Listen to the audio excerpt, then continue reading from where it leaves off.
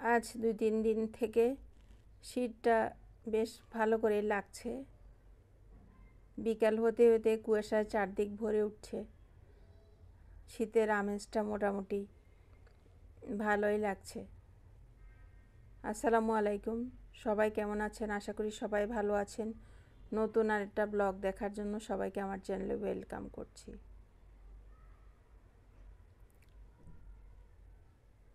আমরা বাঙালিদের, বাংলাদেশিদের বা প্রত্যেক দেশের মানুষ, বিশেষ করে বাংলাদেশ হচ্ছে আপনার বেশিরভাগ সময় গরম থাকে, অল্প কয়েক মাস শীত থাকে। যে কয়দিন শীত থাকে, শীতের সময় দেখা যায় অন্যান্য সিজনের তুলনায় শীতকালে আমাদের পিঠাপুলির খাওয়ার উৎসবটা অনেক বেশি বেড়ে যায়। রাস্তায় রাস্তায় দেখা যায় স্ট্রিট ফুডে বিভিন্ন রকম পিঠা, ভাপা পিঠা, চিতই পিঠা, আরও নানা রকম পিঠা, এর সঙ্গে ডিম সিদ্ধ, গরম গরম চা, এগুলা দেখতে খেতে বেশ ভালোই লাগে।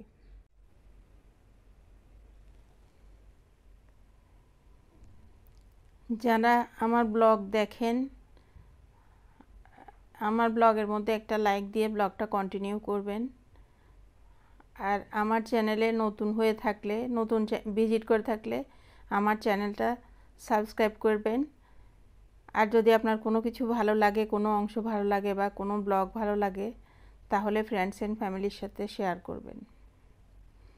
পাশে থাকা বেল বাটনটা ক্লিক করে দিবেন, তাহলে আমি নতুন কোনো ব্লগ আপলোড করলে আপনার কাছে নোটিফিকেশন পৌঁছে যাবে। আপনি দেখতে চাইলে আমার ব্লগটা দেখে নিতে পারবেন। আমি চাই ফেসবুক, ইউটিউব জগতে যারা কাজ করতে এসেছে, যারা কাজ করে তারাই জানে আসলে এটার পিছনে কত কষ্ট এবং শ্রম মানুষের আছে। এটা আসলে প্রত্যেকটা মানুষের কাছে, প্রত্যেকটা ইউটিউবার বা ফেসবুক পেজে যারা কাজ করে সবার কাছে এটা অনেক বড় একটা স্বপ্ন,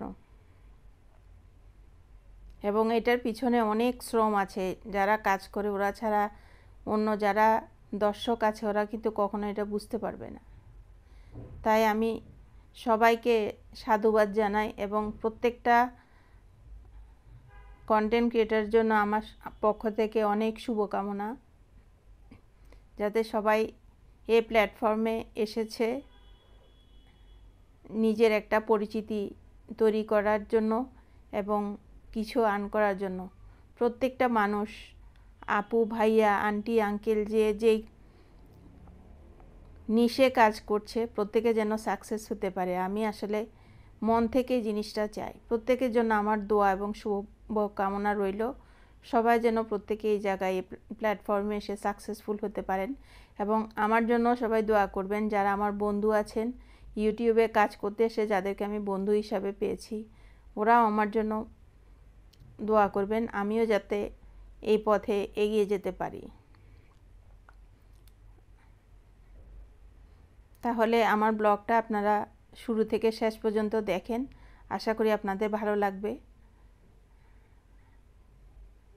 আর ভালো না লাগলে আপনারা দেখতে থাকেন, নতুন যারা আসবেন দেখতে দেখতে আপনাদের আসলে ভালো লাগার ব্লগ হয়ে যাবে।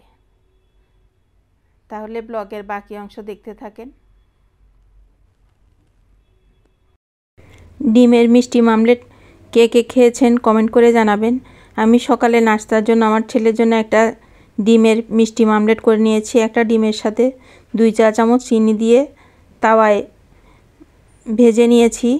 একটু জালটা বেশি দিয়ে ফেলেছি, তাই একটু পুড়ে গেছে। আপনারা বানানোর সময় একটু জালটাকে ডিম করে দিবেন, তাহলে আর পুড়ে যাবে না। এটা খেতে কিন্তু বেশ ভালো লাগে। অর্ডারের কিছু চিকেন কাবাব ছিল, এগুলোও ডেলিভারি দেওয়ার জন্য রেডি করে নিয়েছি। সকাল থেকে দুপুর পর্যন্ত কাজকর্ম শেষ করে তারপরে বিকালের দিকে বের হয়ে গিয়েছি শীতের একটু কেনাকাটার জন্য। শীতের কাপড় চোপড় চলে যাচ্ছি জিসির মোড়ে একটা মার্কেটে। আমি যখন সময় পাই, আসলে দিনের বেলা দেখা যায় সময় পাই না, তাই বেশিরভাগ সময় আমাকে সন্ধ্যার পরে বের হতে হয়। এই যে এখানে চলে এসেছি। এইখানে খুব সুন্দর করে ওরা, যেহেতু ডিসেম্বর মাস, সামনে ক্রিসমাস ডে আসছে, ওই জন্য খুব সুন্দর করে একটা ক্রিসমাস ট্রি সাজিয়ে রেখেছে। ঝিকিমিকি বাতি জ্বলছে, তাই আমি একটু শ্যুট করে নিলাম। ওরাও দোকানিরাও খুব খুশি হয়ে আনন্দিত হয়ে আমাকে ভিডিও করতে বলল। সবাই যার যার মতো প্রয়োজনীয় কাপড় চোপড় কেনাকাটা করছে। একতলা দোতলা এটা জেন্টস কালেকশন, লেডিস কালেকশনও ছিল। তারপর আমরা প্রয়োজনীয় কাপড় চোপড় কিনে একটু ঘুরে বের হয়ে গেলাম। বের হয়ে আবার অন্য একটা জায়গায় যাব, ওখানে আমার কিছু দরকার ছিল। ওদের কালেকশন মোটামুটি খারাপ না, কিন্তু কালেকশন যাই আছে এখন যার যেটা প্রয়োজন অনুসারে নিয়ে নিচ্ছে, পছন্দ হোক আর না হোক। কারণ এখন যেহেতু শীত একটু তাড়াতাড়ি বেশ জোরে সোরে পড়া শুরু হয়েছে। তারপর ওখান থেকে বের হয়ে আমি আরেকটা জায়গায় যাচ্ছি, যেটা চট্টগ্রামে যারা থাকেন ওরা চিনবেন, গুলজার মোড়। ওখানে আমি আসলে বেশিরভাগ আমার প্রয়োজনীয় জিনিসপত্র কেনার জন্য আসি। এখানে পাশাপাশি 3-4টা মার্কেট আছে, তাই এখানেও অনেক কিছু পাওয়া যায়। রাতের বেলায় সুন্দর আলো দেখার জন্য আপনার রিকশায় করে গেলে কাছাকাছি মার্কেটগুলোতে দেখতে দেখতে বেশ ভালো লাগে। ওখান থেকে একটা মার্কেট থেকে আমি একটা এই যে ডিম লাইট নিয়েছি, এটা রাতের বেলা জ্বলে, সকাল হলে অটো বন্ধ হয়ে যায়, বেশ সুন্দর। তারপর কেনাকাটা করে ওখানে অনেক আগে আমি ফেসবুকে এটার অ্যাড দেখেছিলাম, লাহোরি একটা, ওখানে বিফ নলা বা নল্লি যেটাই বলেন, এই যে বিফ নলা, নান, তারপরে হাঁস ভুনা আর হচ্ছে যে হালিম বিক্রি করছিল। কিন্তু অনেক লম্বা লাইন দিয়ে সবাইকে লাইনে দাঁড়িয়ে মোটামুটি খেতে হচ্ছিল। ওদের নলাটাও অনেক মজা ছিল এবং নানটাও অনেক মজা ছিল। আমরা 1 পিস নলা আর 3টা নান নিয়েছিলাম। খুব সুস্বাদু ছিল খাবারটা, কিন্তু ভীষণ ঝাল ছিল। এটা হচ্ছে আমার একটা পুরানো সুটকেস। ঘরে যে সমস্ত কাপড় চোপড় যে পরা হয় না, ওগুলো আমি এরকম পুরানো সুটকেসে করে রাখি, মাঝে মাঝে বের করি। এখন বের করে নিয়েছি, দেখছি সুটকেসের চেনটা ছিঁড়ে গেছে। যদি দেখি চেনটা লাগানো যায় তাহলে লাগাবো, আর না হয় এই সুটকেসটা ফেলে দিতে হবে। এটাতে অনেক কাপড় চোপড় রাখা যায়, আমার বেশ কাজে আসতো। তারপর এগুলা সকাল থেকে কাজকর্ম করে 11টা-12টার দিকে চলে আসলাম আমার বেলকনি গার্ডেনে। আজকে গার্ডেন থেকে করলা তুলব, করলাগুলো তুলে ভাজি করব।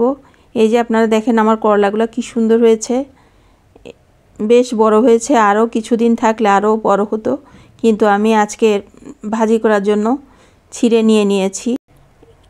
এটা আমি ভাজি করেছি, বেশ পরিমাণ ভাজি হয়েছে। ভাজিটা দিয়ে যে 1 থালা ভাত নিয়েছি, কালারটাও খুব সুন্দর হয়েছে, একদম সবুজ। যেহেতু আমি শুধু চা পাতা, ডিমের খোসা, চাল ধোয়া পানি এইসব দিয়েই গাছের মধ্যে দিই, বাইরের কোনো সার দিই না, আর মাঝে মাঝে জৈব সার দিই। আশা করি আমার ব্লগটা আপনারা এনজয় করেছেন, আপনাদের ভালো লেগেছে। আবার দেখা হবে নেক্সট ব্লগে। সে পর্যন্ত সবাই ভালো থাকবেন। আল্লাহ হাফেজ, আসসালামু আলাইকুম।